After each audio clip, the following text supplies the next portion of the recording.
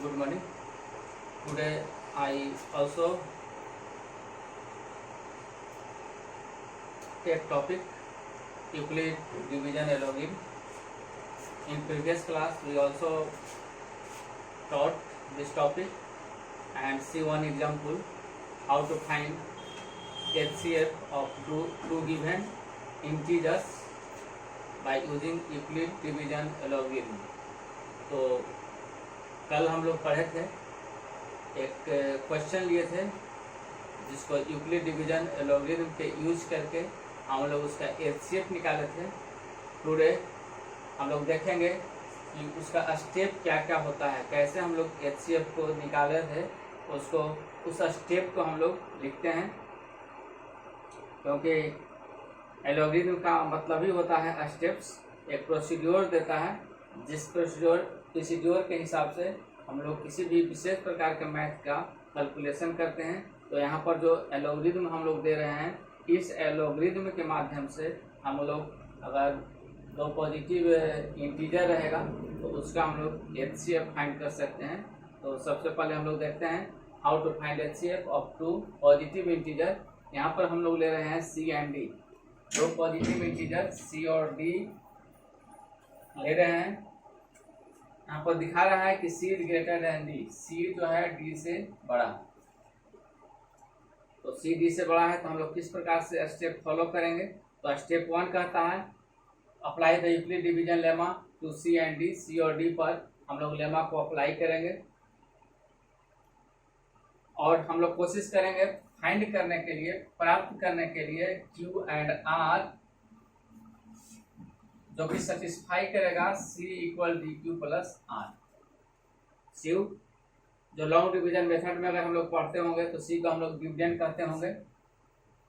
D जो दिखाई दे रहा है वह डिवाइडर है और Q जो है वह क्वोशेंट है और जो R दिखाई दे रहा है यह आपका रिमाइंडर है। तो फर्स्ट स्टेप कहता है कि यूक्लिड डिवीजन लेमा को हम लोग अप्लाई करेंगे। किस पर अप्लाई करेंगे? तो C और D पर, मीन्स जो दो पॉजिटिव इंटीजर दिया हुआ रहेगा C और D, उस पर हम लोग यूक्लिड डिवीजन लेमा को अप्लाई करेंगे और प्राप्त करने का कोशिश करेंगे quotient Q and remainder R को।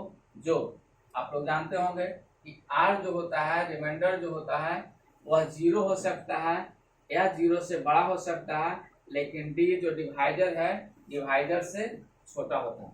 बहुत पहले से आप लोग डिवीजन का क्रिया कर रहे होंगे, इससे आप लोग वाकिफ होंगे, इसको जानते होंगे कि अगर हम लोग भाग देते हैं तो रिमाइंडर जो होता है वह 0 होता है या 0 से बड़ा होता है, माइनस में नहीं होता है, और जिससे हम लोग भाग देते हैं, जिसको हम लोग डिवाइडर करते हैं, उस डिवाइडर से छोटा होता है।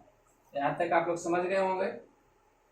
पहला स्टेप जो है यूक्लिड डिवीजन लेमा के, हम लोग दो पॉजिटिव इंटीजर लेंगे C और D और उसमें जो बड़ा रहेगा उस पर उसको हम लोग डिविडेंड के रूप में लेंगे और जो छोटा रहेगा उसको डिवाइडर के रूप में लेंगे और इसको इस फॉर्म में हम लोग लिखेंगे C equal d q plus are.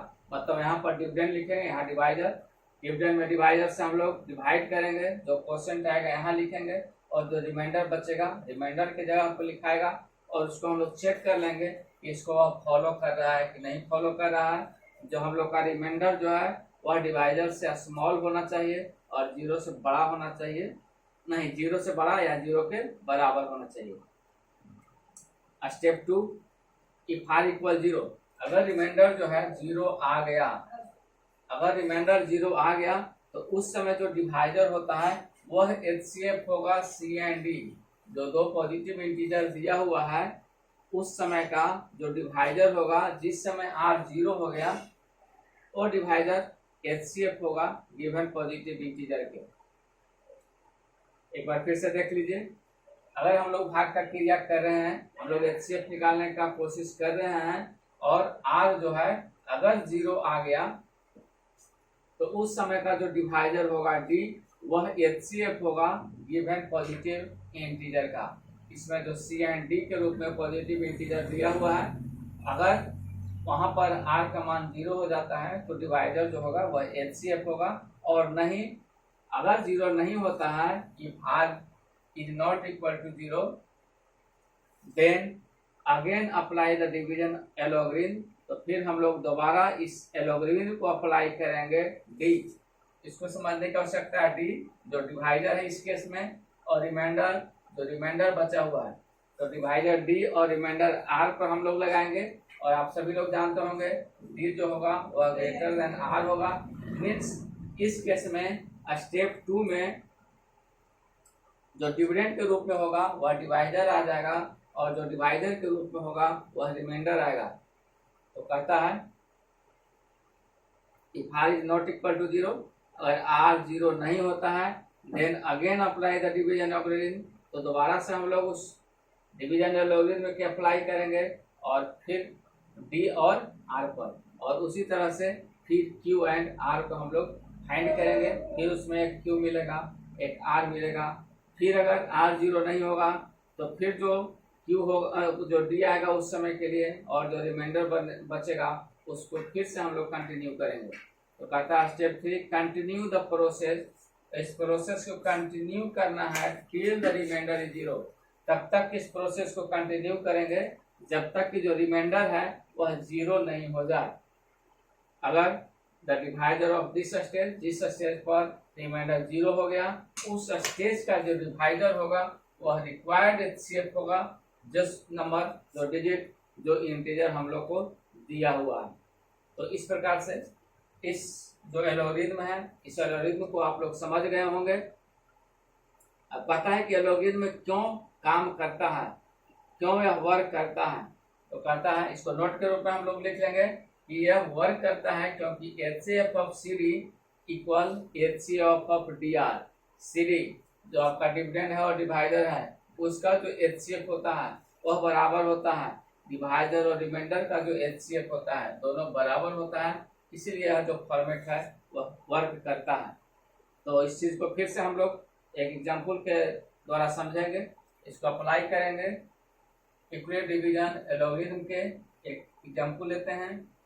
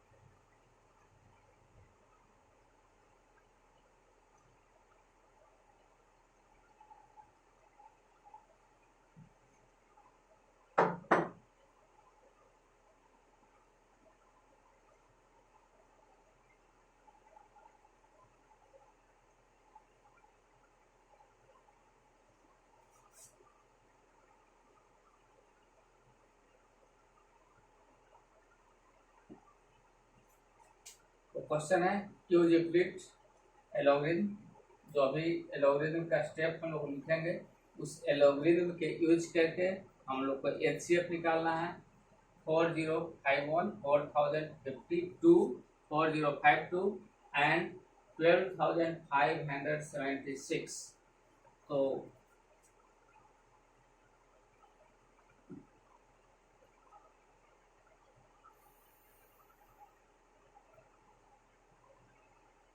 इसे